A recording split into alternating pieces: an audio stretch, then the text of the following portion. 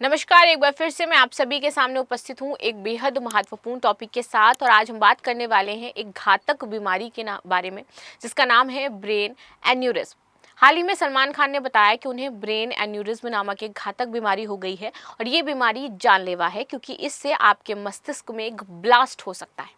हाँ, आपने बिल्कुल सही सुना, आपके मस्तिष्क में ब्लास्ट होगा और आपका पूरा माइंड क्लॉट हो जाएगा। तो आखिर ये कितनी घातक हो जाती है, इसके लक्षण क्या हो जाते हैं, क्या इसके बचाव है? कहीं आप तो वर्तमान समय में इस तरीके के किसी लक्षण से तो नहीं पीड़ित हैं, तो इसलिए बहुत ही ज़्यादा इंपॉर्टेंट है।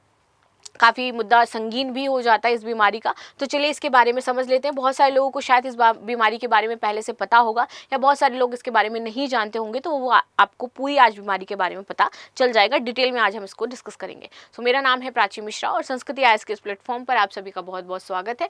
साथ ही हमारा जून एंड ऑफर शुरू हो चुका है, जिसमें आपको 75% डिस्काउंट दिया जा रहा है सभी कोर्सेज पर, जो online live test series and DLP courses हैं। साथ ही साथ आपकी जो फीस डिस्काउंट के बाद होगी, उसमें आपको ईएमआई सुविधा भी मिलने वाली है, यानी कि आपको फीस एक साथ पे नहीं करनी है। आप 5 से 6 महीने में अपनी फीस को कवर कर सकते हो, राइट। चलिए आगे बात कर लेते हैं।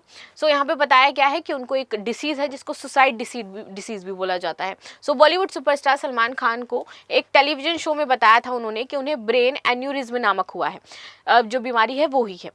उन्होंने यह बताया कि एक अत्यंत गंभीर और जानलेवा बीमारी है, जिसे अक्सर साइलेंट किलर भी बोला जाता है, क्योंकि इस बीमारी के बारे में तब पता चलता है जब ये पूरी तरीके से आपके माइंड में हो जाती है। और इसको हम बोलते हैं एन्यूरिज्म, यानी कि आपकी एक जो दिमाग में नसें दौड़ रही हैं खून की, इसमें से कोई एक नस आपकी क्लॉट हो जाएगी और उसमें एक गुब्बारा जैसा बन जाएगा। और ये आपका क्या है, फिर बड़ा होता रहेगा, फूलता रहेगा, और एक दिन अचानक से ये ब्लास्ट कर जाता है आपके माइंड में, और पूरा जो रक्त है पूरे माइंड में फैल जाता है और आपका ब्रेन हैमरेज हो जाता है, राइट। और इसीलिए इसको कहते हैं हम लोग ब्रेन एन्यूरिज्म। आगे आते हैं। ब्रेन एन्यूरिज्म एक ऐसी स्थिति है जिसमें दिमाग की किसी रक्त वाहिनी की दीवार कमजोर हो जाती है और वहां एक बल्ब जैसा उभार बन जाता है। ये जो बल्ब जैसा उभार मैंने आपको मेंशन किया था, ये ऐसा ही हो जाता है, ठीक है।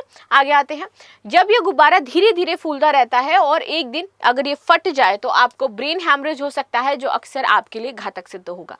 कई बार लंबे समय तक बिना किसी लक्षण के ये बना रहता है और अचानक फटने से आपको पता चलता है कि अच्छा ये हुआ था, ये बीमारी थी।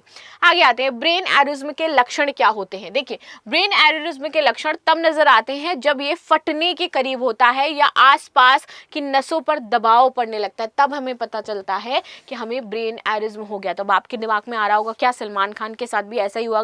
तो एग्जैक्टली उनके साथ भी ऐसा ही हुआ है, तभी उनको पता चला है कि उनके जो दिमाग है उसमें ब्रेन एन्यूरिज्म नामक बीमारी हुई है उनको। अचानक से बहुत तेज आपको सिर दर्द होगा, गर्दन में अकड़न आ जाएगी, उल्टी और मितली आने लगेगी, प्रकाश के प्रति संवेदनशीलता आपकी बढ़ जाएगी, यानी कि आपको बहुत लाइट नहीं पसंद आएगी, ना आप लाइट में रह सकते हो, ना ही आप लाइट को देख सकते हो। इस तरीके से आपको दिक्कतें होंगी। आंखों की समस्या, डबल विजन या फिर धुंधलापन आपको दिखाई देने लगा, यानी कि आंखों से आपको दो लोग, डबल विजन आपको दिख रहा होगा, यानी कि एक चीज आपको दो दिखाई देगी, या फिर धुंधलापन हो जाएगा पूरी तरीके से। चेतना में कमी या बेहोशी बनी रहेगी और बोलने और समझने में आपको परेशानी होगी। तब आपको लगेगा कि आपको ये ब्रेन एन्यूरिज्म हो गया है। ये इसके मेन लक्षण हो जाते हैं, जिनमें से इन लक्षणों को आपको बिल्कुल भी लाइटली नहीं लेना है। अगर ऐसा कुछ भी हो रहा है तो प्लीज जाकर के डॉक्टर को जरूर दिखाइए, ठीक है। आगे बात करते हैं। ब्रेन एन्यूरिज्म के कारक क्या हो जाते हैं? देखिए, इसमें कई रिस्क फैक्टर हो सकते हैं, जैसे कि हाई ब्लड प्रेशर। जिसको मोस्टली हाई ब्लड प्रेशर रहता है, उसमें ये बीमारी का खतरा ज्यादा होता है, तो उनको जरूर बीच बीच में टेस्टिंग अपनी करवानी चाहिए, एमआरआई वगैरह करवाते रहो। ब्रेन एन्यूरिज्म और हाई ब्लड प्रेशर का संबंध, देखिए, ब्लड प्रेशर जितना अधिक रहेगा, एन्यूरिज्म के फटने की जो संभावना है उतनी ज्यादा रहेगी। इसीलिए कहा जाता है कि वो रिलैक्स रहे, कूल रहे, योगा करें। इस तरीके से जब ब्लड प्रेशर लगातार उच्च रहता है तो ये नसों की दीवारों को कमजोर कर देता है और उच्च रक्तदाब के कारण जो नसें हैं वो फूलने लगती हैं और वो एन्यूरिज्म में बदल जाती हैं। आगे आ जाते हैं। अन्य जोखिम के कारक क्या हो जाते हैं? जैसे अगर आप स्मोकिंग कर रहे हो तो रक्त वाहिनियां आपकी क्षतिग्रस्त होंगी, तब हो सकता है। अत्यधिक अगर आप शराब पीते हो तो ब्लड प्रेशर आपका नियंत्रित होगा। मोटापा अगर है तो रक्त प्रवाह पर अतिरिक्त दबाव डालता है, इससे हो सकता है। पारिवारिक इतिहास, ये आनुवांशिक है। तो कुछ आनुवंशिक कारण भी आपके इसमें शामिल हो सकते हैं जिससे आपको ब्रेन एन्यूरिज्म हो जाएगा। उम्र और लिंग की बात करें, 40 प्लस उम्र के लोग और सबसे अधिक महिलाएं आपको इस बीमारी से पीड़ित दिखाई देंगी, यानी कि ये बीमारी महिलाओं में ज़्यादा होती है। बचाव के उपाय, हाई ब्लड प्रेशर को कंट्रोल कैसे करें? देखो, आहार में आप सुधार कर सकते हो। नमक का सेवन आप घटा दीजिए, रोजाना 5 ग्राम से अधिक आप नमक ना लें। पोटेशियम युक्त भोजन खाएं, जैसे कि केला, पालक, दही, टमाटर आपके लिए बहुत ज़्यादा फायदेमंद है। प्रोसेस्ड फूड जैसे कि अचार, चिप्स, जो इंस्टेंट नूडल्स होते हैं, इनसे आप बचें। नियमित व्यायाम, तेज गति से टहले, योगा करें, साइकिलिंग करें, तैराकी करें, आपके लिए बहुत जरूरी है। अनुलोम विलोम, जो आपका स्वशासन या भ्रामरी जैसे योगा होते हैं, इनका जरूर आपको पालन करना चाहिए। वजन नियंत्रित करें, अपना BMI सामान्य रखें, पेट का फैट कम करना बहुत ज्यादा आवश्यक है। और नशों से दूरी बना करके रखें कि अगर आप धूम्रपान कर रहे हैं या फिर आप शराब पीते हैं तो उसमें आप कमी लेकर के आए, उसको थोड़ा सा अपने जीवन से दूर भगाएं ताकि आप लंबे समय तक जी सके। राइट। तनाव प्रबंधन, नींद को जरूर पूरा करें, 7 से 8 घंटे जरूर ले।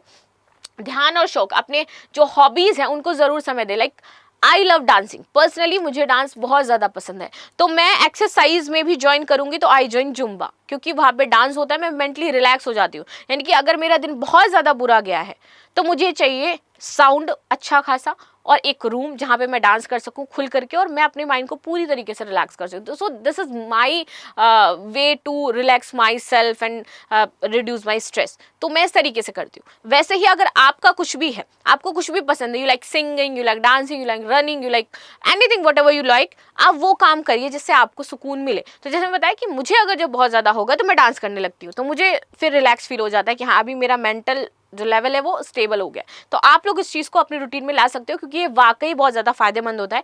मैंने इसको अपनी रूटीन में शामिल किया, इसलिए मैं बता पा रही हूँ। राइट। आगे आते हैं, नियमित स्वास्थ्य जांच। 40 वर्ष की आयु के बाद आपको हर 6 महीने में BP की जांच जरूर करनी चाहिए। यदि हाई BP की दवा चल रही है तो नियमित रूप से उसका सेवन आप जरूर करें। लास्ट में आपके लिए क्वेश्चन हो जाता है कि ब्रेन एन्यूरिज्म में मुख्य रूप से क्या होता है? मस्तिष्क में ट्यूमर बनता है, मस्तिष्क की नस सिकुड़ जाती है, मस्तिष्क की जो रक्त वाहिनी होती है इसकी दीवार कमजोर होकर के उभर जाती है, आपकी बल्ब टाइप का बन जाता है, मस्तिष्क की कोशिकाएं आपकी मरने लगती हैं। सो ये थी न्यूज़ जो हमने डिस्कस करी। बाकी आप सभी की क्या राय इस टॉपिक को लेकर के जरूर बताएगा। मिलते हैं नेक्स्ट क्लास में, तब तक के लिए धन्यवाद। लाइक शेयर सब्सक्राइब करना बिल्कुल भी ना भूलें and thank you so much.